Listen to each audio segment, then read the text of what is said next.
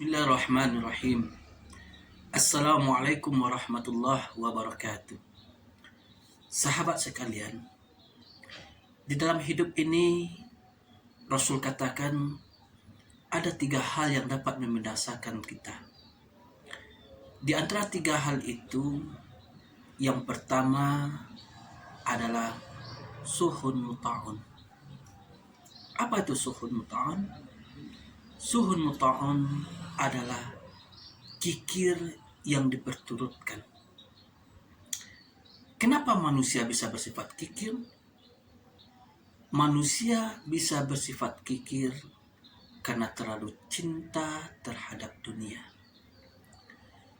Kalau seandainya kita sudah terlalu cinta terhadap dunia, maka kita akan lupa dengan janji-janji Allah Subhanahu wa Ta'ala.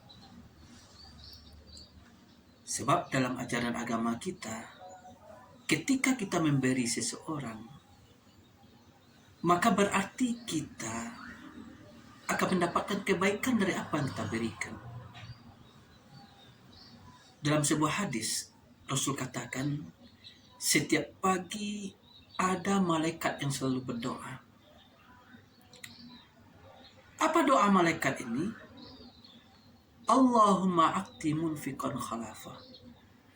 Ya Allah, gantilah terhadap orang yang suka berinfak dan bersedekah.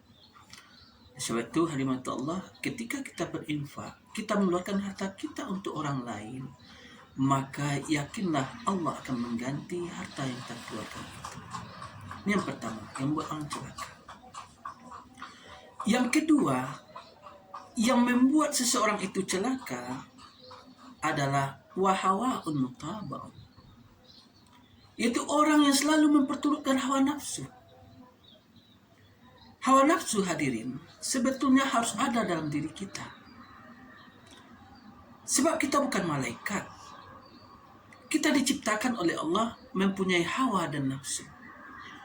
Akan tetapi ketika seseorang itu sudah memperturutkan hawa nafsunya, hilang logikanya, maka dia akan menjadi lebih hina daripada binatang. Hadirin, sebetulnya nafsu itu hanya satu. Tapi para ulama membagi 3 nafsu ini sesuai dengan sifatnya. Mana yang 3 itu? Yang pertama ada nafsu itu namanya nafsu amarah. Apa itu nafsu amarah?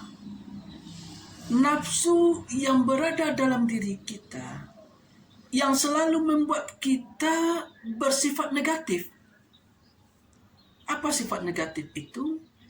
Di antaranya ada sifat tamak, ada sifat rakus, ada sifat menang sendiri, ada sifat egois. Nah, kalau ini ada dalam diri kita, Allah, kita perturutkan itu, maka manusia itu akan lebih rendah daripada binatang, kata Allah Subhanahu wa Ta'ala. Ini nafsu yang pertama. Yang kedua, ada nafsu itu namanya nafsu lawamah. Apa itu nafsu lawamah?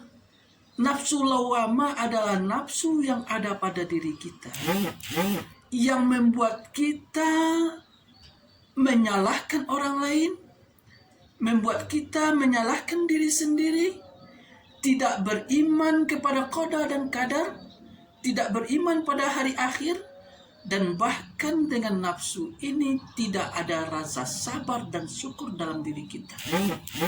Ketika sabar dan syukur dalam diri kita tidak ada, rahmatullah, yakinlah rahmatullah, hidup kita akan penuh dengan keluh kesah. Nah, ini namanya sifat nafsu lawamah.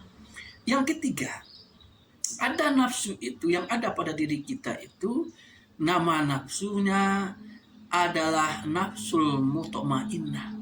Nah, Allah katakan dalam surah Al-Fajr, ya ayyatuhan nafsul mutmainnah irji'i ila rabbiki radiyatan mardiyah fadkhuli fi ibadi fadkhuli jannati.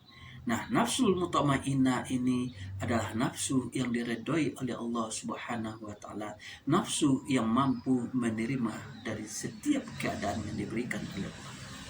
Yang ketiga, yang membuat seseorang itu binasa, yang membuat seorang itu celaka adalah ujub terhadap diri sendiri. Ujub artinya membanggakan kelebihan-kelebihan yang ada pada diri kita dan melupakan bahwa kelebihan itu adalah pemberian dari Allah Subhanahu wa taala. Sifat ujub ini hanimatullah sangat dilarang dalam agama kita. Nah, setan ketika Allah suruh sujud kepada Nabi Adam, setan timbul rasa ujub dalam dirinya. Apa yang dia menyebabkan ujub?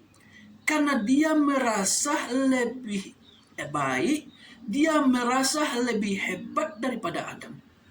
Ketika ditanya oleh Allah, wahai setan, kenapa engkau tidak mau sujud kepada Adam? Setan menjawab, ya Allah, aku engkau ciptakan dari api, dan Adam engkau ciptakan dari tanah. Api lebih mulia daripada tanah. Bagaimana aku akan sujud kepada Adam? Oleh sebab itu, Allah, mungkin dalam hidup ini banyak yang diberikan oleh Allah kelebihan-kelebihan yang pada diri kita. Mungkin kekayaan, mungkin pangkat, jabatan, mungkin bentuk fisik yang bagus membuat kita sombong. Maka hal itu perlu kita hilangkan, karena pada dasarnya manusia adalah la haula wala quwata illa billah. Oleh sebab itu, Allah, 3 hal ini mudah-mudahan tidak ada pada diri kita. Mudah-mudahan kita termasuk hamba Allah yang selamatkan dunia, diselamatkan akhirat nanti. Wassalamualaikum warahmatullahi wabarakatuh.